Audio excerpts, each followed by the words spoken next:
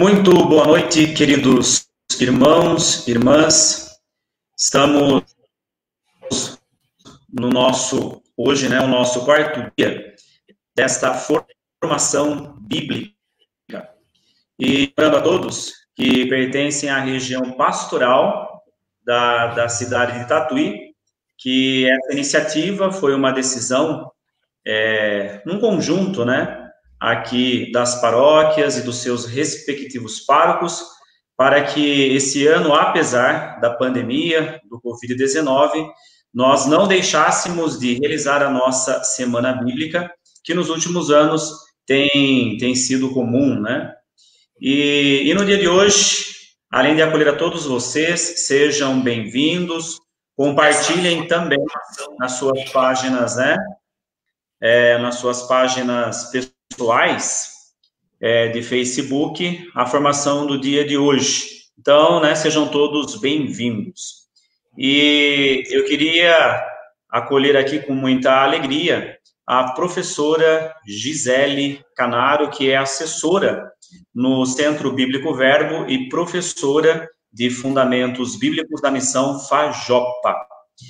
E hoje o tema que ela irá desenvolver conosco será sobre a importância do livro do Deuteronômio na formação do povo de Deus.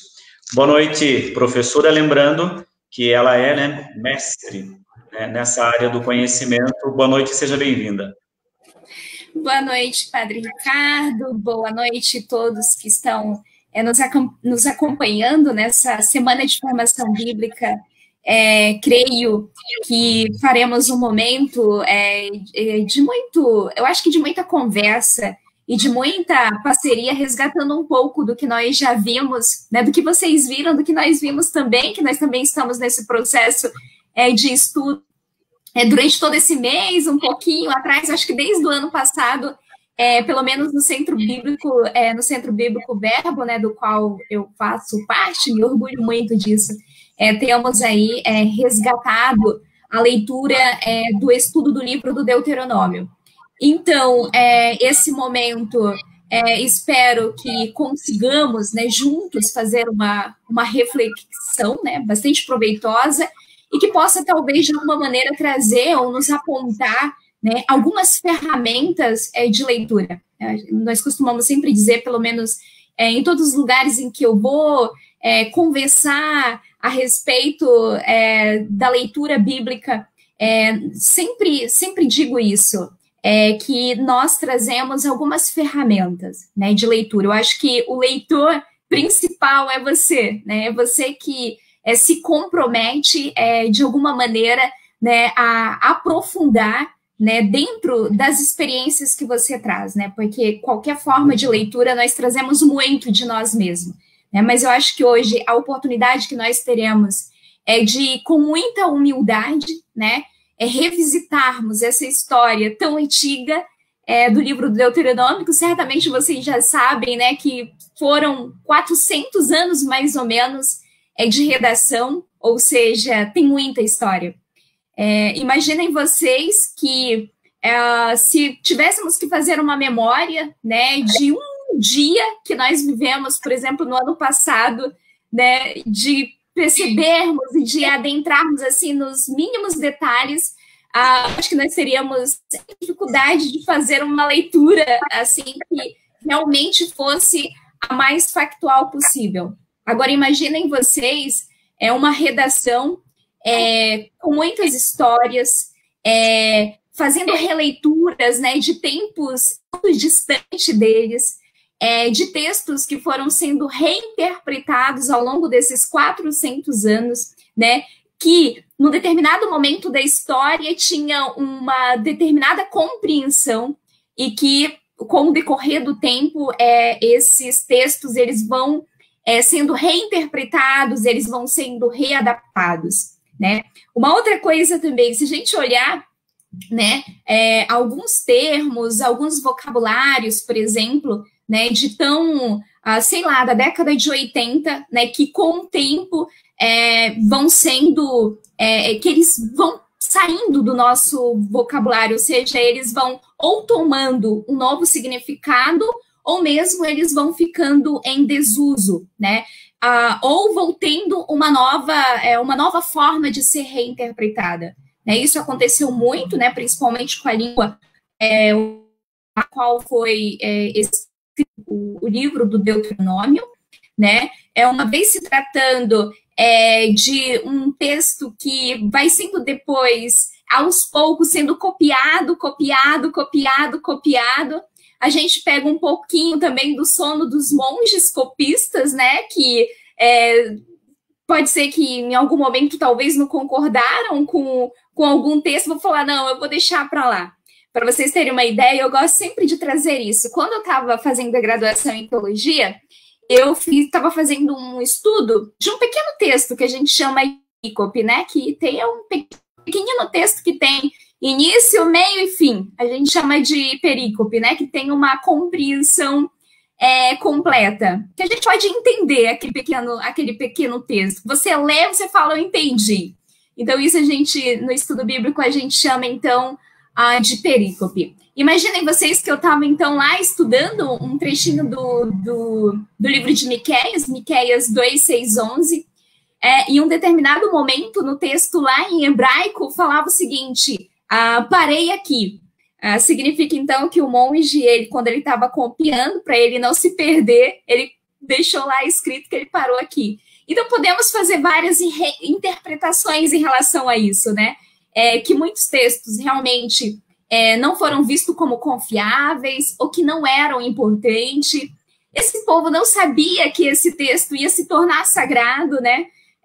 Que hoje nós olharíamos para eles e teríamos como um referencial, né, para a construção da nossa identidade religiosa ou para a construção da nossa própria fé.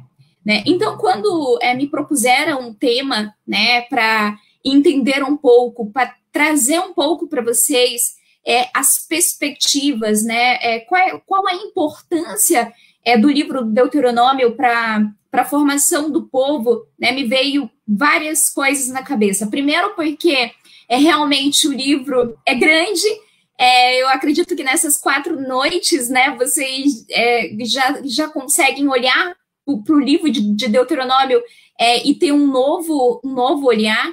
Realmente é um livro muito complexo, a sua leitura se torna bastante complexa por se tratar de uma redação com bastante compilações, com bastante costuras, ou seja, textos que foram sendo injetados, né, durante muitos anos. Então, imaginem vocês a confusão que tudo isso pode provocar. Então, mais uma vez, retomando, né, a minha fala inicial, que eu quero propor para vocês nessa noite é justamente trazer, eu acredito que uma vontade com que, ao ler o livro do Deuteronômio, vocês tenham uma pulga atrás da orelha.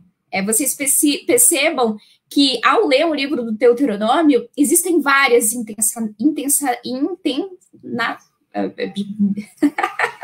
intencionalidades, quase que não saiu. Existem várias intencionalidades. E por que essas várias intencionalidades? Justamente porque nós vamos ter um resgate de textos muito antigos, principalmente de textos da sociedade tribal, né? Quando o povo vivia ainda, né, no exílio da Babilônia, e depois que é libertado, né, que aí a gente vai ter mais ou menos no ano 2200, né, aquilo que a gente chama, então, da formação do povo de Israel. Então, que essas histórias, elas vão sendo construídas debaixo da tutela de reis, da monarquia, de pessoas simples.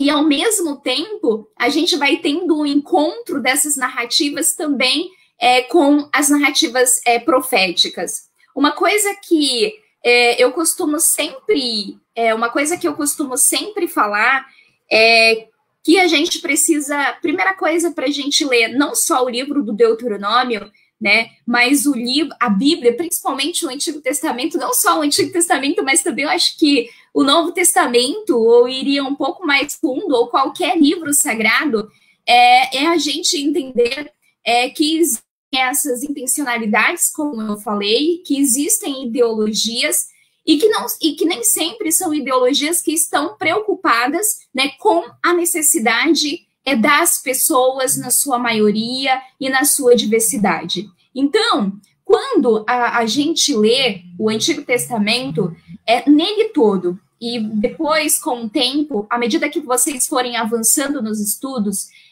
ou na curiosidade, né, ou alguns de vocês certamente já estão, né, nessa leitura um pouco mais avançada, vocês podem ir percebendo que no Antigo Testamento nós temos 2 tipos de profecia. Eu sempre falo, né, nos lugares que eu vou para a formação bíblica, eu sempre digo o seguinte, que se nós entendermos, né, que no Antigo Testamento perpassam 2 tipos de profecia, gente, vocês não têm noção.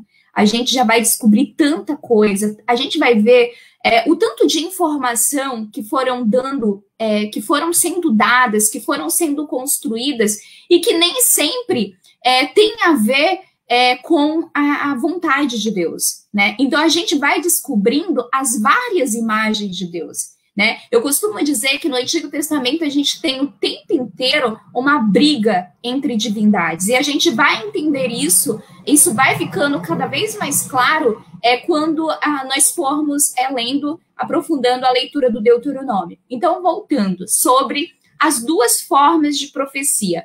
Nós temos, então, aquilo que a gente chama a profecia do palácio, ou seja, nós temos toda a estrutura governamental, né, a estrutura dos chefes de governos, tá?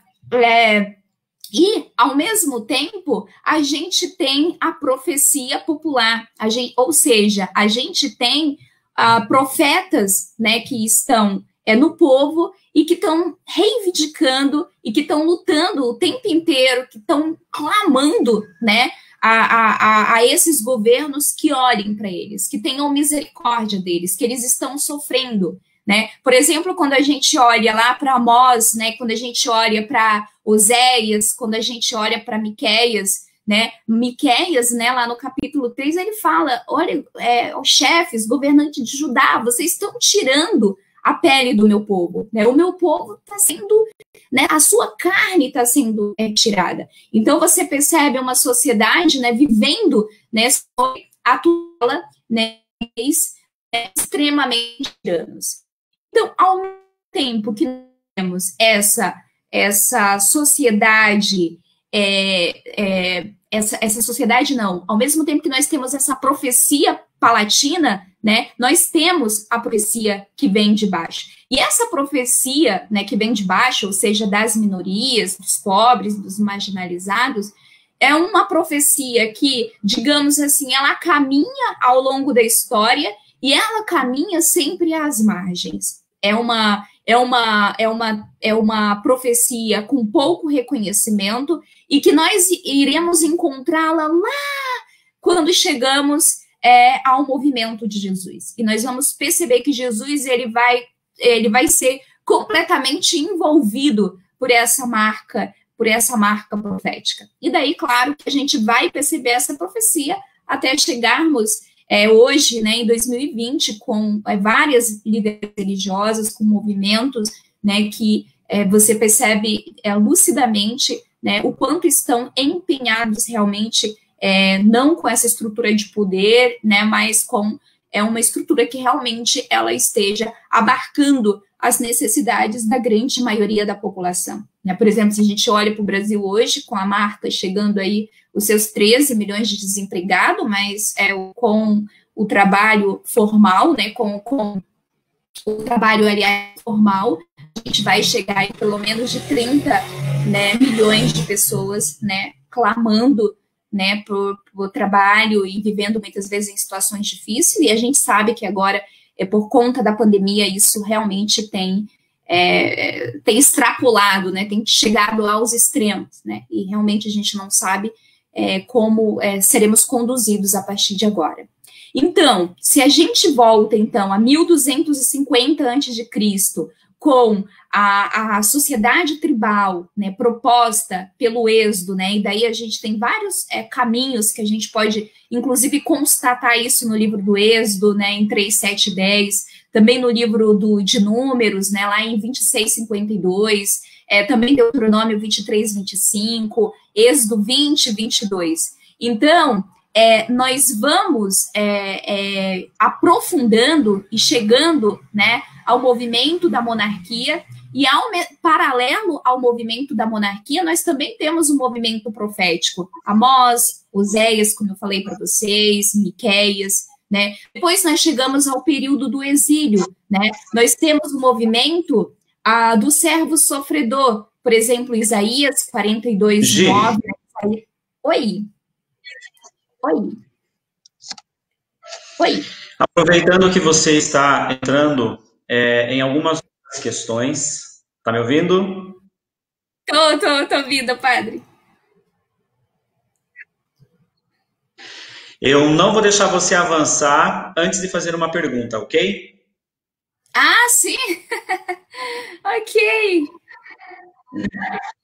Já surgiu uma pergunta importante aqui que eu tenho certeza que alguns dos nossos participantes puderam, né, sentir como formulação de questionamento ou alguma dúvida. Vamos lá. Uhum. Antes de que ocorra a identidade do povo de Deus, foi necessário que ao longo de 400 anos pudesse se amadurecer a identidade do próprio texto, correto? Opa. Uhum. É uma pergunta ou é uma constatação? Eu queria que você pudesse, em breves palavras, ajudar os nossos participantes a entenderem que nesses 400 anos, né, de construção do texto, foi necessário que ele amadurecesse entre concordâncias e discordâncias, entre incluir de maneira mais clara a manifestação de Deus, né, para depois ocorrer o processo de formulação da identidade do próprio povo de Deus, né? Eu estou perguntando isso pelo seguinte: às vezes nós temos o costume de ler a Sagrada Escritura e pensar que a sua redação ela foi uma construção rápida, ela foi quase que instantânea, e toda a compreensão, né, da revelação de Deus, ela também se deu dessa forma. E pela sua explanação eu já pude perceber que não. E é nesse ponto que eu queria que você ajudasse a gente a entender. Ah, sim. Sim, com certeza. A identidade do povo de Deus, ela perpassou pela identidade do próprio texto bíblico, né? Exatamente, padre, com certeza, não, sem sombra. Por isso que eu perguntei, é uma constatação, uma pergunta? Eu acho que é uma constatação realmente, né? Porque a partir do momento que as narrativas, elas vão sendo construídas e essas narrativas, elas não caem do céu, né? Tem ali jornalismo, né? Não são fãs, mas na verdade elas fazem parte de momentos históricos que foram muito importantes justamente para a formação do povo de Israel. Né? Quando eu estava falando, por exemplo, da questão, né, de quando o povo está exilado na Babilônia, né, e que agora, né, eles saem, né, dessa tutela dessa tutela ditatorial, né, do grande império babilônio, e que Deus agora faz esse resgate, e esse povo também se compromete, né, eu acho que eles se abrem também para essa, até porque eles estão sofrendo, até porque eles estão morrendo, não são todos que saíram vivos dali, né, certamente muitos e muitos morreram, porque a qualidade de vida não era a mesma que nós temos hoje, não tinha medicina, principalmente trabalhando contra, né, muitas vezes bastante violentos e bastante forçosos, né, realmente vai trazendo para esse povo, acho que uma força muito grande desse momento de travessia e que depois, né, a gente vai ter as marcas disso na história. Isso vai ficar registrado, né, na história. E mais do que isso depois, ao longo do tempo, vai sendo relido e vai sendo retransmitido. O que ocorre? Que a gente vai ver mais para frente, né? O grande evento disso tudo é justamente nessas linhas de formações que a gente vai ter, nesse paralelismo entre a profecia imperial, entre a profecia palestina e a profecia popular. Porque a profecia popular, ela vai ter uma interpretação diferente desses eventos. E, em contrapartida, a profecia do palácio vai ter também uma interpretação a respeito desses fatos, mas sempre em vista de manter um certo controle sobre os seus, digamos assim, sobre os seus governados. E é o que nós vamos ver principalmente com Esdras e Neemias, quando nós temos, né, no pós-exílio, a reconstrução do Templo de Jerusalém, que também a gente vai ver. Né? Por exemplo, eu quero trazer para vocês um pouco, mas agora o tempo passa rápido demais, né, e a gente fica meio perdida, mas eu vou trazer um pouco para vocês como que essa festa popular, principalmente, eu acho que entra como o grande prêmio, a própria festa da Páscoa, e como festas, né, que eram do movimento popular, que eram do movimento tribal, depois essas festas foi de alguma maneira aprisionada no Templo de Jerusalém, né, mas que tinha governo e Estado, a gente sabe que, aliás, governo e religião, né, vivendo com o mesmo objetivo, ou nem tendo, né, aliás, não tendo nenhuma separação, que é o que a gente vai ver, então, depois, quando esses grandes impérios, principalmente o Império Ciro, né, principalmente com Ciro, a Síria, vai, então, fazer esse domínio, né, e fazer esse resgate, mas de tal maneira que mantenha, né, a sua estrutura de poder. Perfeito. Como síntese, eu, me colocando na condição dos que estão participando, chego então a estes tópicos, né? A identidade do texto vai culminar da identidade do povo de Deus, mas essa identidade ela vai ter que ser realizada dentro de um conflito entre os anseios de libertação do povo e os governos, né, querendo manter-se ao longo dessa história, né, no poder em detrimento do benefício do povo. E é aí que entra a relevância do movimento profético. Exatamente. Se tranquila? Tranquila, tranquilíssima, perfeito. Pelo menos acho que eu não falei em hebraico aqui. Porque assim, eu vou me colocando na condição, principalmente daqueles, né, que tem uma formação um pouquinho assim mais esparsa, né, a respeito do conteúdo, e a gente vai trocando essas ideias aí, tá ok? Obrigada, padre. Perfeito, perfeito mesmo. Perfeito. Ok, então, eu acho que nós vamos, então, avançando. Eu vou pedir para o Luiz colocar aqui o nosso slide na tela. A gente tem uma dica que talvez vai nos ajudar. Às vezes as imagens podem facilitar. Vamos ver que vai... Ok, pode passar. Muito bem. Então, dentro aí da temática do nosso... Essa imagem que vocês conseguem, eu acho que vocês não conseguem, não dá para, a gente não consegue ampliar, né? Mas se vocês conseguirem olhar aí bem de pertinho da tela de vocês, né, foi na verdade, é uma obra, né, feita por um artista, né, que é parceiro nosso do Centro Bíblico Verbo, que é o Sérgio Rituccio.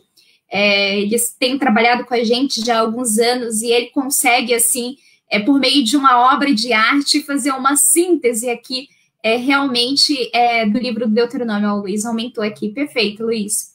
Perfeito. E então, você percebe aqui, ó, ele colocou o Devarim, né, que na verdade é o nome do livro de Deuteronômio em hebraico, né? E aqui você tem um pouco, ó, eu acho que a gente evidencia um pouco dessa perspectiva de formação, né, que é o tema que a gente está trazendo para vocês, mas ao mesmo tempo parece que vai de encontro à experiência de travessia que o povo o tempo inteiro foi fazendo ao longo da história, e que realmente não foram momentos fáceis, né, foram momentos de muita luta.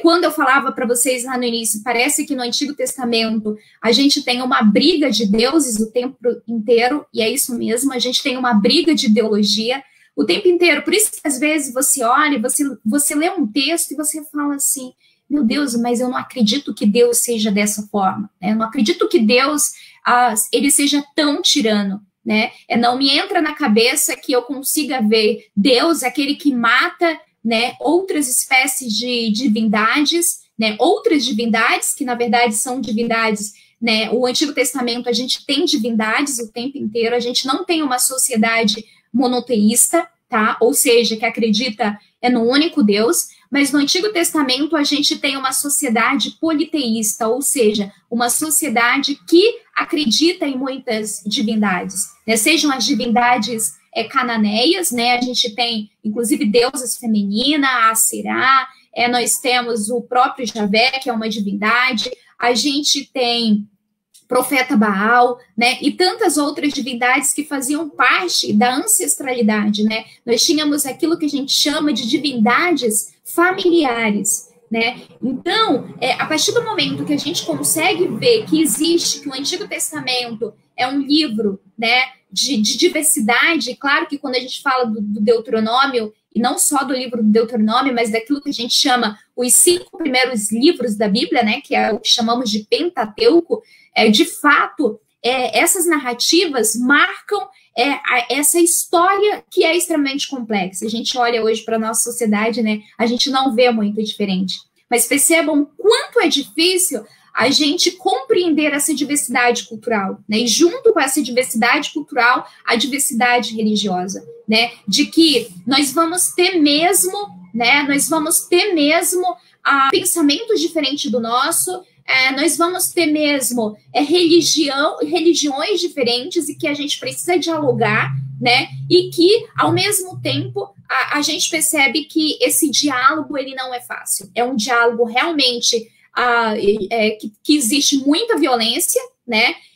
E que existe essa divisão muito forte, né? Que eu acho que se eu sair daqui hoje e que vocês entenderem, né, esses 2 tipos de profecia, eu já vou sair feliz, porque sempre que você for ler um texto bíblico, fique sempre com essa pulga atrás da orelha, né? Que tipo de profecia esse texto está falando? Ele está falando em nome de quem? Ele está falando para quem? Né? Eu acho que se a gente consegue entender isso, eu acho que meio caminho andado a gente vai ter feito. Eu acho que nós vamos sempre voltar às narrativas bíblicas com muita humildade, né? Voltar ao texto bíblico com muita humildade.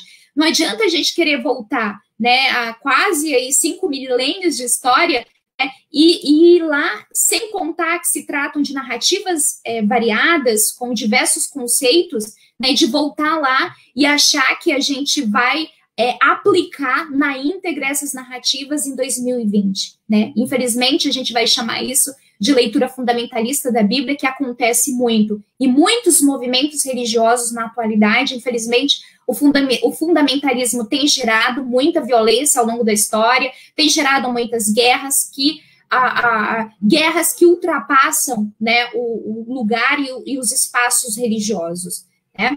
Muito bem. Pode avançar, Luiz, fazendo favor com o slide?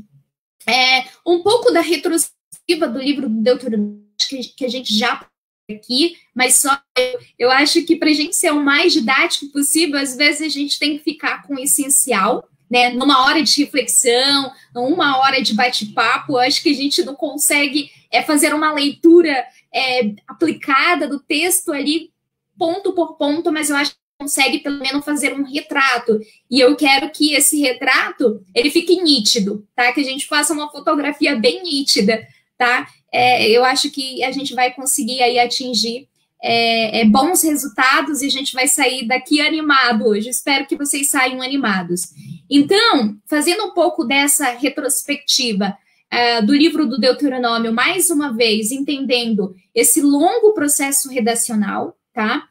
Mais uma vez, lembrando das diferentes imagens de Deus, tá? Principalmente, inclusive, amanhã o Padre Friso, né, que vai conversar com vocês, ele vai falar sobre a questão do órfão, da viúva, né? Então, as diferentes imagens de Deus relacionadas à justiça, ao órfão e à viúva, o amor ao estrangeiro. Acho que isso é fundamental, né? Dentro dessa perspectiva de que Deus ele atua na história e que ele caminha sempre ao lado dessa profecia que prioriza a vida, né? Então, homens e mulheres, né? Não sobrou ninguém, né? O que nós vamos ver lá no capítulo 2, 33, 34. Né? Inúmeras contradições demonstram, né, que sua redação durou todo esse tempo aí que a gente tem falado, né? Pelo menos esse 400 anos, sempre que vocês lembrarem de Deuteronômio, nossa, foi um livro que demorou 400 anos para ser construído, para ser escrito, né? Então, isso é muito importante. Sabendo que vai desde Jeroboão II até a reforma de Esdras, que é uma data mais técnica, mas que também para abrir a curiosidade de vocês em relação a conhecer um pouco mais sobre a história de Israel, sabe? Sempre que você que tem curiosidade, né, de entender um pouco mais sobre o Antigo Testamento, que às vezes você acha uma leitura bastante contraditória, que acha que a leitura é muito difícil, tem um livro do nosso saudoso Milton Schwantes, que inclusive é um pastor da Metodista, mas que ele faz uma leitura da história de Israel excelente, assim, não tem problema a gente fazer esse diálogo, né? Eu acho que a gente deve ser bem tranquilo em relação a isso, mas o Milton Schwantes, então, ele tem um livro chamado História de Israel, que eu acho que você nem encontra em nenhuma livraria, talvez você encontre em sebo. É um livro bem fininho, né, que se você tiver curiosidade para entender mais a história de Israel, leia esse livro. Vocês certamente fará muita diferença na hora de lerem, sabe? De entender os momentos históricos da história de Israel, vai fazer muita diferença na hora de compreender um texto bíblico, tá? Lembrando, né, dessa diversidade que a gente encontra lá, de poesia, a gente encontra narrativas das mais variadas possíveis. Então, por isso que a gente encontra novelas, encontra muitas histórias, são histórias bonitas, umas histórias mais perigosas, outras mais fáceis de serem entendidas, né? Então, como a gente viu lá na arte bonita, né, do nosso artista, o Sérgio Ritucci, então a gente tem lá, ele escreveu Debarim, que vocês sabem uma palavra em hebraico já, viu? Debarim. Debarim é palavras, que é o nome do livro do Deuteronômio em hebraico, tá? É composto por 3 discursos de Moisés, tá?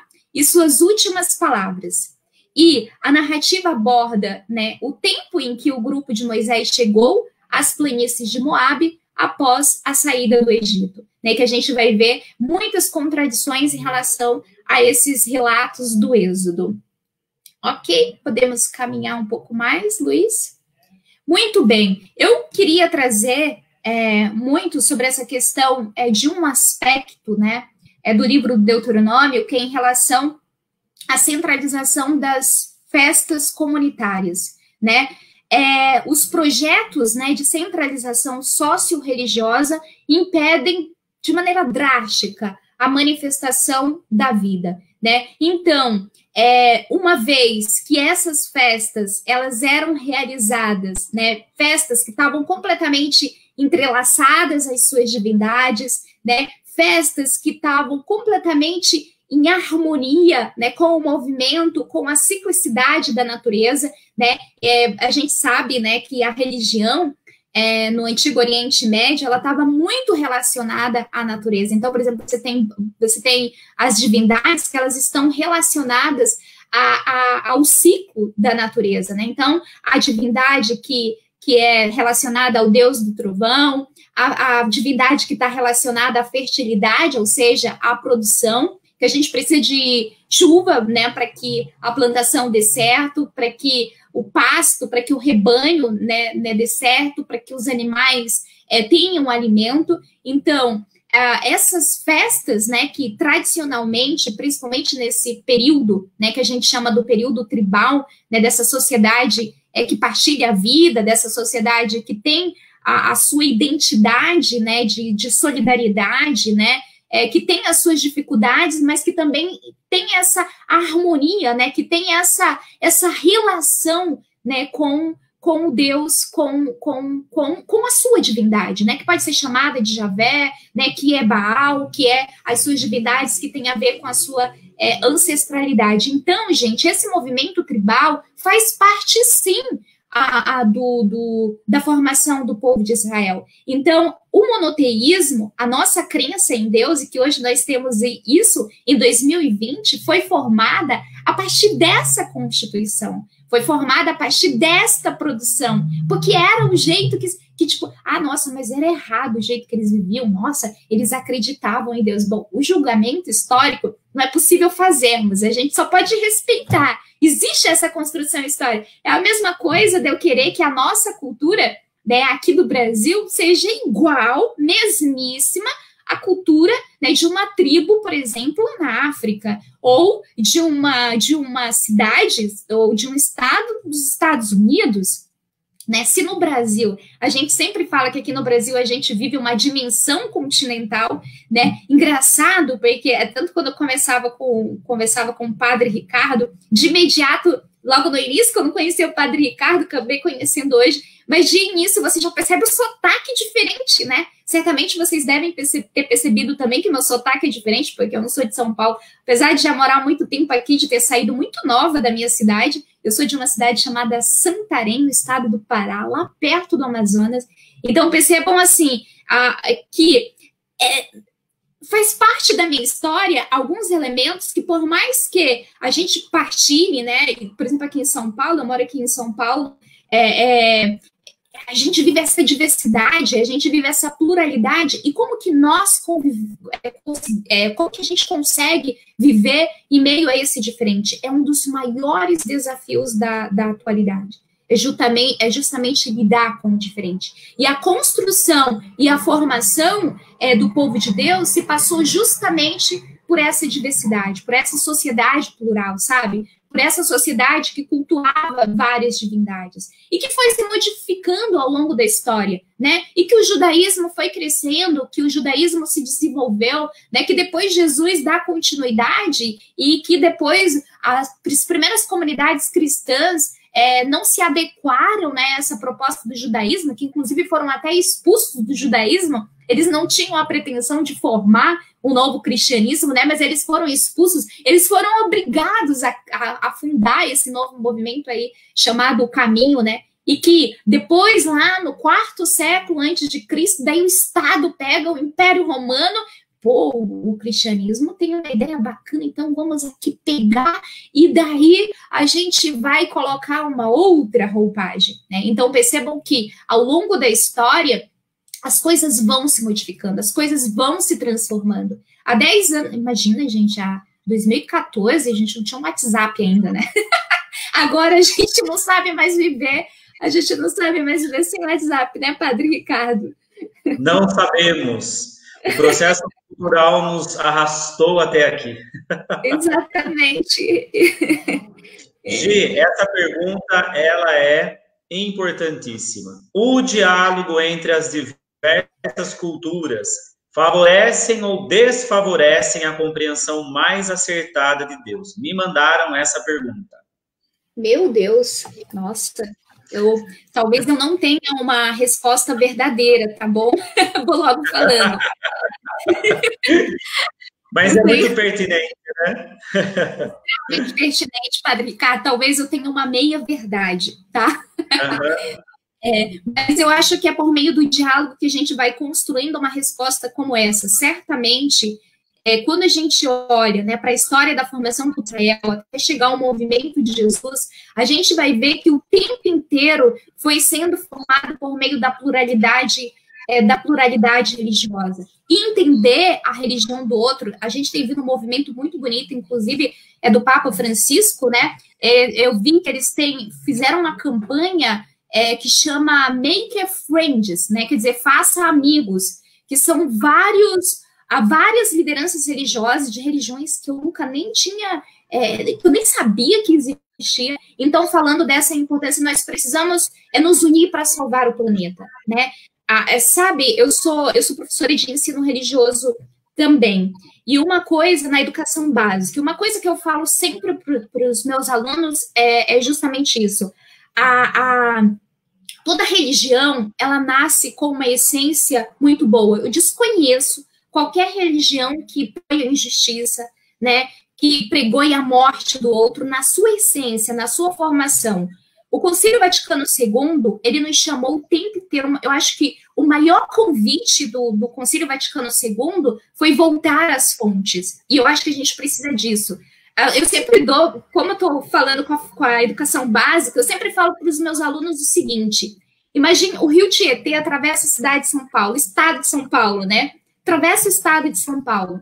Você vai aqui tão pertinho de nós, a cidade de Salesópolis, né? Onde a gente tem lá, que tão bonito, né? Você olha, tem tantos vídeos, tantas reportagens, tantas matérias, aquela água limpa que você pode colocar a mão ali e beber, sem ter medo nenhum, que você não vai ser contaminado. Poxa vida, vem aqui em São Paulo aqui, e vem aqui na Marginal Tietê, o cheiro insuportável do rio. Quer dizer, o problema não é o rio na sua essência, é maravilhoso, brota vida, emana vida, né, que dá água aí para, meu Deus, o que seria São Paulo sem o bem que mesmo sendo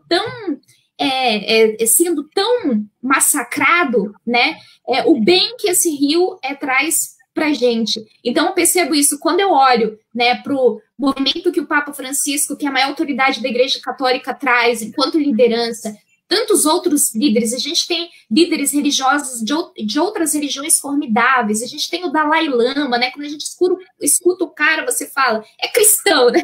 Tipo, nos compactuamos. Mas não precisa o Dalai Lama se tornar católico, e eu também não preciso me tornar budista, né? Às vezes eu falo para os meus alunos, eu estou falando isso, gente, mas pelo amor de Deus, não é para vocês se converterem a outra religião, não é para nós convertermos mais a nossa, sabe? Para que enquanto instituição, nós tenhamos a capacidade de perceber que a diversidade, ela brota e ela gera vida, sim.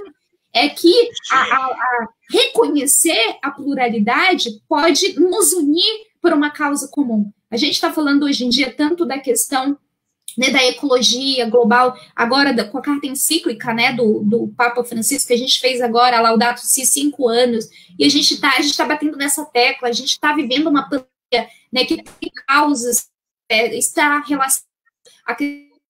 relacionadas ao clima, né, que está relacionado a causa ao desgaste da natureza, a questão do consumo. A gente está vivendo agora a questão das queimadas na Amazônia, no Pantanal, mas não só aqui. A gente está tendo, para vocês terem uma ideia, a gente está tendo queimada no Ártico, temperatura de 36 graus. Quando eu falei, meu Deus, né, onde nós chegamos? Né? Então, assim, queimadas em Portugal, que acontece todos os anos, queimada na Austrália. Então, assim, essas queimadas que estão acontecendo no Brasil não é só aqui. Eu vi uma jornalista, não, na verdade, uma pesquisadora falando que, desculpem, mas eu não me recordo agora o nome dela, ela falando que dias atrás, pelo menos 3 dias atrás, mais da metade do Brasil estava coberto por fumaças, né, advindas o prejuízo, né, que a gente vai ter é muito grande, né? Em relação à nossa respiração, dizem até que a palavra do ano, né, é respirar, né? Desde que aconteceu aquele episódio com George, né, lá nos Estados Unidos, que foi brutalmente assassinado, né? É respirar. Desde a pandemia, né, que é o grande desejo das pessoas que estão com a Covid em estado grave, é respirar. Então, parece que a palavra do ano realmente é respirar. E eu acredito que nós, enquanto lideranças religiosas, né, enquanto povo, que eu acredito que nós somos um povo como aldeia global, né, se a gente começa a nos olhar com bons olhos e ver o que cada um de nós temos de bom, eu acho que realmente nós vamos construir uma sociedade diferente para as futuras gerações, e nós não vamos erradicar, né, as espécies que correm por isso. Inclusive nós. Muito bem. E, nesse sentido, uma questão também foi enviada aqui pelo WhatsApp, e eu apenas complemento porque, basicamente, você já respondeu. A pergunta foi assim: quais são os principais perigos da leitura fundamentalista dos textos bíblicos, né? E você deixou claro na sua resposta que quanto mais nós dialogamos, mais se brota, né, o valor do respeito mútuo. Quanto mais nós nos enrijecemos em certos posicionamentos, tanto mais a minha posição rigorosa, fundamentalista, né, ela me distancia. Então, nós temos dois movimentos. Vamos compreender da seguinte maneira para você prosseguir. Para aquele que dialoga, a construção, né, de uma imagem menos distorcida de Deus, ela prevalece. Em contrapartida, quanto mais fundamentalismo, mais fechamento e menos possibilidade da gente construir algo em comum, né, principalmente em torno, né, de Deus, que é a grande prerrogativa das religiões, realizar o encontro, né, entre a humanidade e Deus. Muito bom, G. Manda bala, pode prosseguir. Vamos que vamos. Luiz? Obrigada, vamos que vamos. Esse trecho eu queria trazer para vocês, porque, olha, você não poderá sacrificar a Páscoa em nenhuma das cidades que Javé, o seu Deus, lhe dará, mas somente no lugar que Javé, o seu Deus, tiver escolhido para fazer que aí habite o seu nome. Percebam, gente, que se você fizer uma leitura comum da Bíblia, sabe, não é maldade, uma leitura comum, a gente não vai entender realmente o que está nas entrelinhas desse texto, né? Percebam você que antes a gente estava falando daquela festa popular, né, daquela festa, né, da diversidade, né, que era aquilo que eles tinham, né, que é a festa, eu diria que é a festa da pluralidade. Imaginem vocês que essa forma de viver agora, ela vai ser considerada, e claro, num outro momento da história, ela vai ser considerada errada. Porém, existe uma tradição, né, de muita relevância e de muita importância na vida das pessoas, principalmente da população mais pobre, né, de que viver dessa forma faz muito sentido, né, e a partir do momento em que se é tirado isso, né, principalmente por meio dos governantes, e que agora eles vão dizer, olha, Javé, ele não habita mais lá, Javé agora habita aqui, e Javé tem um lugar para morar, sabe? Então, a partir do momento, parece que você tirou Deus, né, a possibilidade das pessoas cultuarem Deus no lugar onde elas estão, sabe? Na pastilha, se reinventando até mesmo na perspectiva da subsistência, né, de sobreviver. Nessa época, nesse período aí, gente, na formação do povo de Israel, de 8 séculos, aí 9, 10, 11 antes de Cristo, também tinham catástrofes ambientais. A natureza, ela é cíclica, ela está sempre se reinventando. Infelizmente, ao longo da história, nós seres humanos, nós fomos nos colocando como o animal mais, né? Quer dizer, por conta da nossa racionalidade, porque nós pensamos, até porque eu sempre penso que a nossa racionalidade, a nossa capacidade de pensar, nós dependemos muito disso até mesmo para a nossa sobrevivência, porque nós somos muito frágeis. Imaginem vocês passar a noite na rua, por exemplo, nesse período agora que está mais friozinho, né? No frio mais intenso, ali no período de aquelas semaninhas ali de julho, onde aqui em São Paulo a temperatura fica mais baixa. O que pode acontecer? Fica sem roupa lá e passa a noite. Muito provavelmente você pode morrer, né? Então, assim, nós temos justamente essa racionalidade, essa capacidade de pensamento para que nós consigamos construir casa, que a gente possa construir maneiras, né, de sobrevivência. Só que a gente foi desenvolvendo tanto isso, que não é errado, mas, infelizmente, às vezes a gente foi desenvolvendo essa nossa racionalidade para criarmos bombas atômicas, né, e, sei lá, meu Deus, que nos livre de uma guerra nuclear, né, que uma possibilidade de guerra nuclear não sobraria nada, né, então não teria, inclusive, nem ninguém para dizer, olha, o planeta Terra teve vida, né, algum dia, mas, assim, para dizer ao quanto nós podemos negar essa nossa história e o quanto isso pode nos fazer mal. Então, a gente precisa estar sempre resgatando a nossa essência. Eu acho que é sempre lembrando que o rio Tietê tem uma fonte limpa, né? Eu acho que é sempre isso, sabe? Fazer esse resgate, não esquecer das nossas origens. Por exemplo, quando a gente olha para o cristianismo, né, voltar ao movimento de Jesus, voltar às primeiras comunidades, né, o que era essencial para eles, que é onde está aquele processo de enamoramento, né, onde a gente tem aquele processo de nostalgia, onde realmente a gente está apaixonado pela vida, né, então a gente nunca pode perder isso, a gente tem que estar sempre se reinventando e resgatando isso. Muito bem, Luiz. Pode passar. Obrigada. Eu acho que aqui é muito importante, a partir do momento que a gente tem uma festa, que era uma festa popular, mais tarde, então, essa festa ela foi associada à história do Êxodo, né? Ela foi associada à festa da libertação, ela acontecia na casa dos camponeses, ela era presidida por anciãos, né, que eram os sábios, né? Era uma maneira de agradecer a divindade protetora, né, e libertadora, de acordo com o que a gente vai ver lá em Êxodo 12, 21, 23. As ovelhas, elas eram partilhadas com os vizinhos. Vamos ver agora, Luiz, o que vai acontecer. Bom, no período de Josias, gente, o rei Josias, né, em 620 a.C., essa festa ela foi legitimada como festa do Estado. Ela é permitida ser celebrada apenas no Templo de Jerusalém. O Templo de Jerusalém era o centro arrecadador de todas as ofertas, de acordo com o que está em 2 Reis 23 e 21, 23. Depois vocês podem conferir.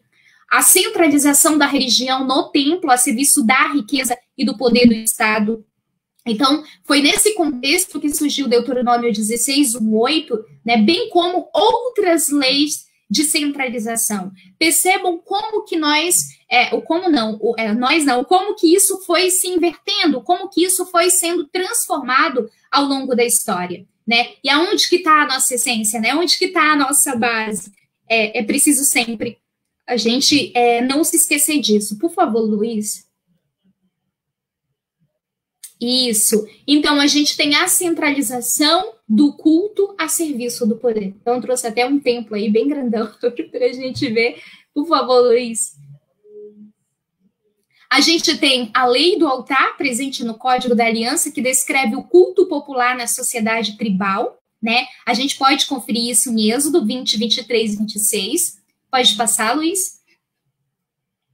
E depois a gente vai perceber, pessoal, que nesse período de apropriação, que o rei Josias ele vai apropriar sim a Páscoa, que outrora era a festa familiar. Então a gente vai ter aqui só algumas luzes, tá, gente? O enfraquecimento da Assíria, tá, por conta da guerra contra a Babilônia em 620 a.C., né? Com isso, Judá recuperou sua independência e conquistou parte do antigo reino do norte. Vocês vão falar, nossa, ela está falando grego. Não se preocupem, são algumas fontes, né, históricas para a gente entender como que essa transformação, essa mudança de pensamento foi mudando e sendo apropriada por instâncias de poder, né? Josias retoma a política nacionalista e expansionista de Ezequias, interrompida por Manassés, e decreta então, gente, é esse pessoal aí que vai decretar a centralização do culto em Jerusalém.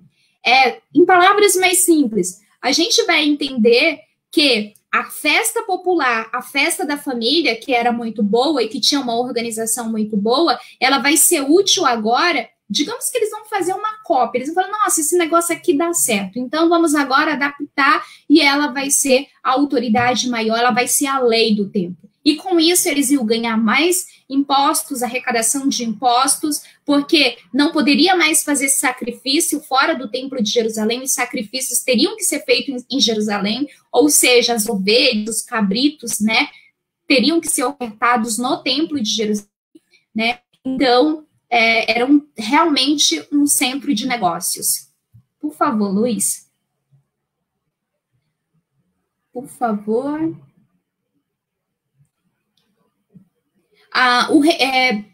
Isso, muito bem. Eu gosto muito, e daí eu sei que o nosso tempo também já está curto, mas só para eu já ir finalizando, em Deuteronômio, a gente vai ver essas duas formas, e vocês vão perceber como talvez, né, alguns elementos, algumas chaves, né, que nós trouxemos nessa nossa reflexão de hoje, talvez possam fazer com que vocês entendam essa diferença.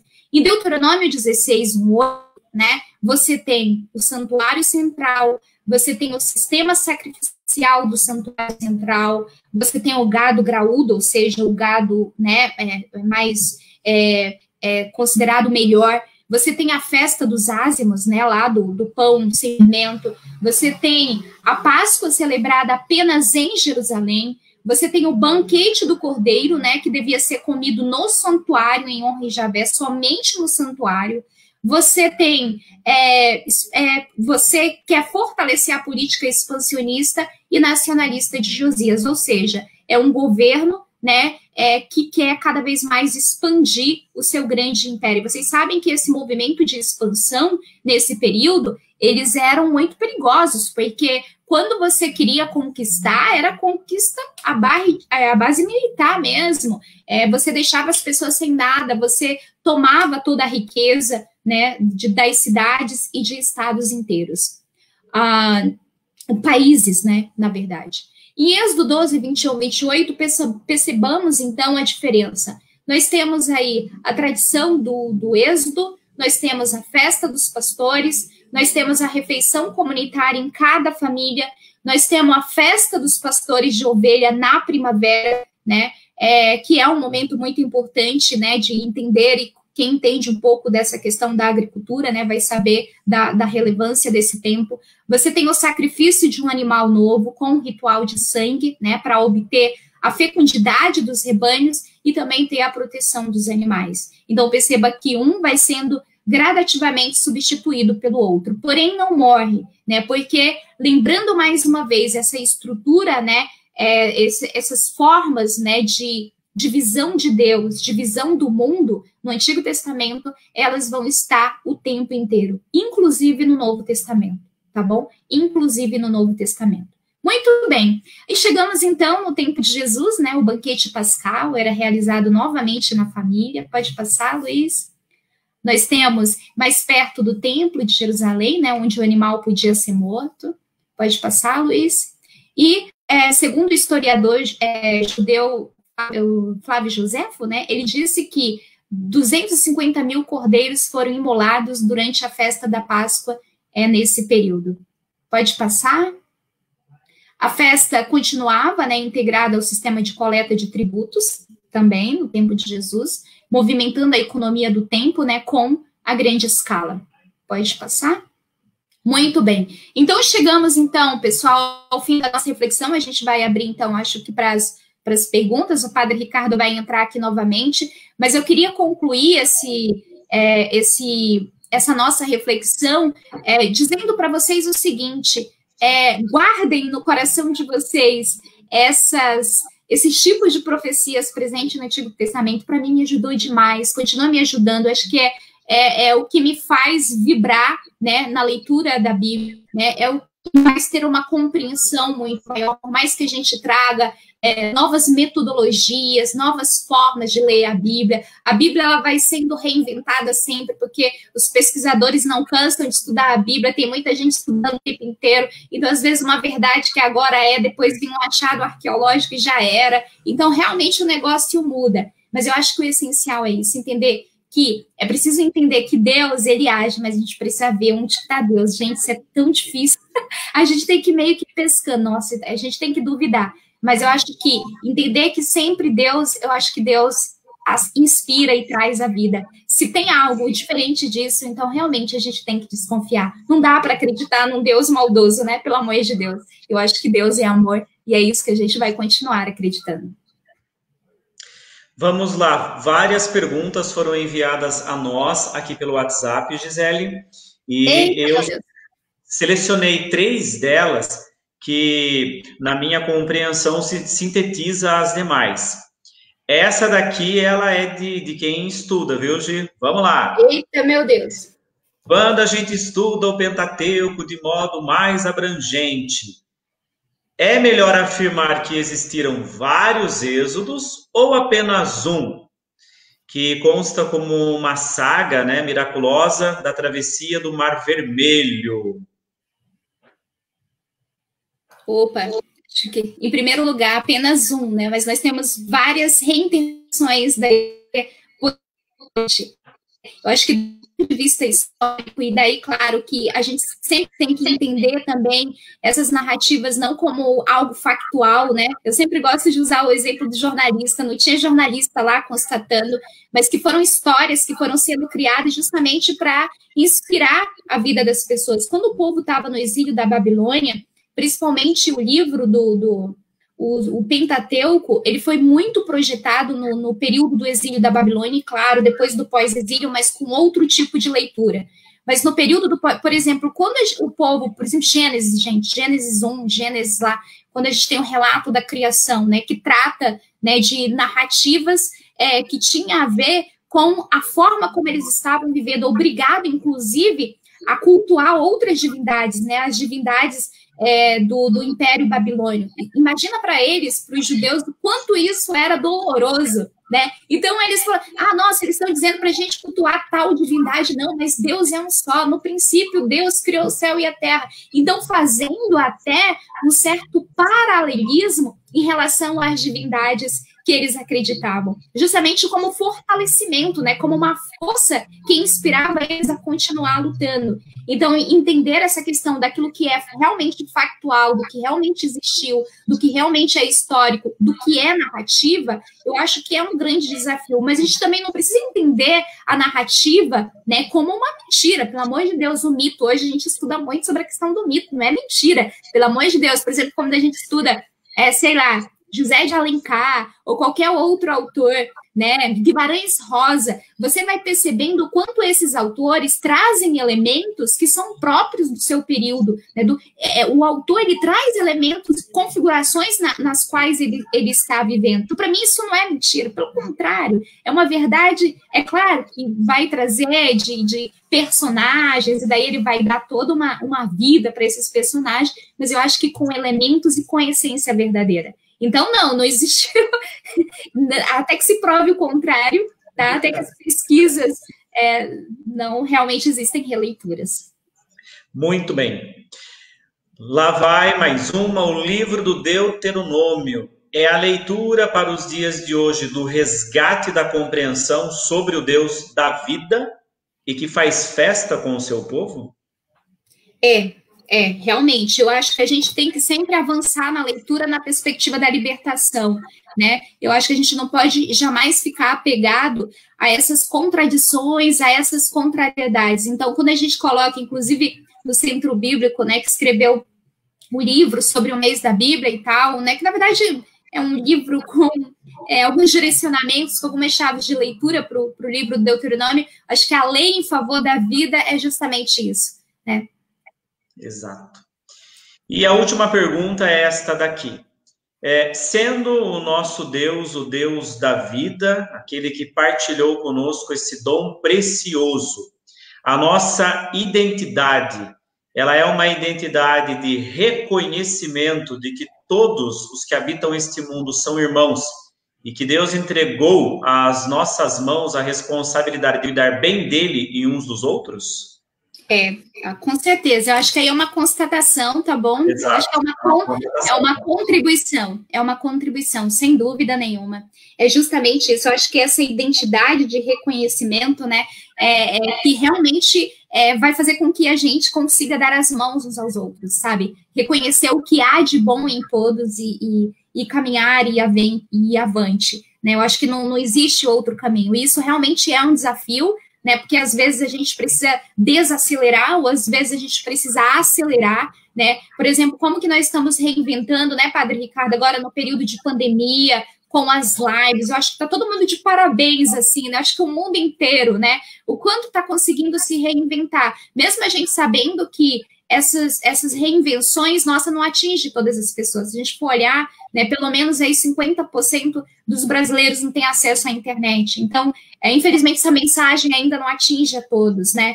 Nós temos no Brasil pelo menos 15 milhões de pessoas vivendo abaixo da linha de pobreza, né? Pessoas vivendo com $1,90 por dia, sabe? Então, é isso que existe. A gente não pode tirar isso da nossa vista. Nós não podemos continuar culpando Deus, né?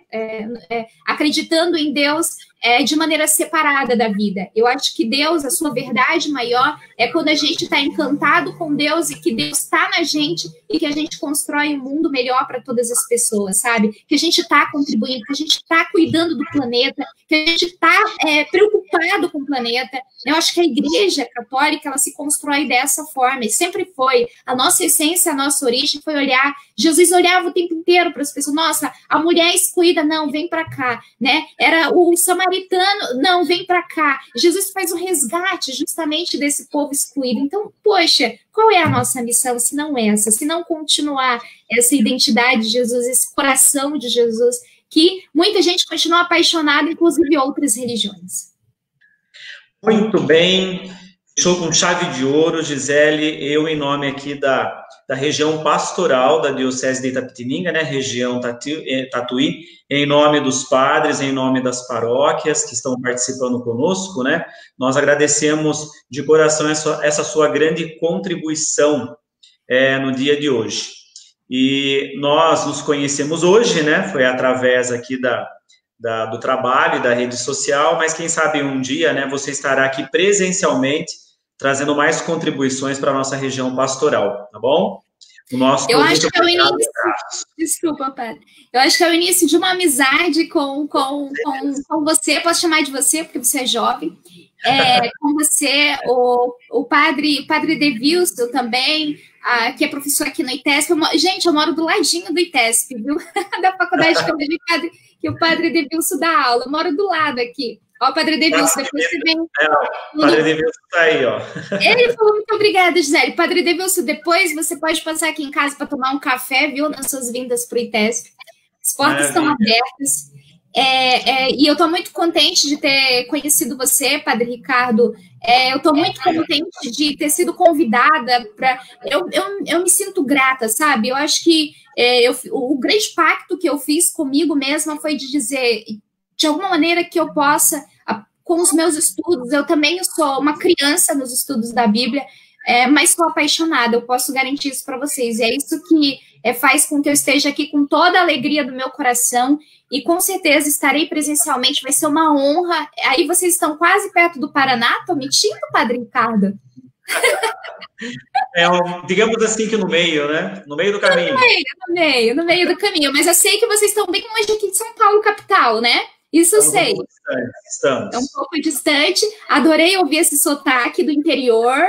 Adorei. Esse é o nosso sotaque. E eu queria aproveitar, Gi, para agradecer, né, também todas as pessoas que participaram e mandaram as suas perguntas, né, ou algumas contribuições, constatações. E lembrando que amanhã, né, dia 25 de setembro, nós teremos o tema Questões Sociais do Deuteronômio, a viúva, o órfão e o estrangeiro, e aí o professor será o Antônio Friso, que já é um pouquinho mais conhecido aqui em nossa região, já esteve conosco em alguns momentos, e ele também é professor lá no ITESP. O nosso tempo... Oi? Mesmo, conheço o Padre Friso, tenho certeza que vocês vão gostar. Amanhã com ele. Olha só, um grande abraço, Gi, Deus abençoe, e a todos vocês que nos acompanharam também, Deus abençoe, até amanhã, tá bom? Abraços virtuais, fiquem com... Tchau, tchau. Abraços virtuais.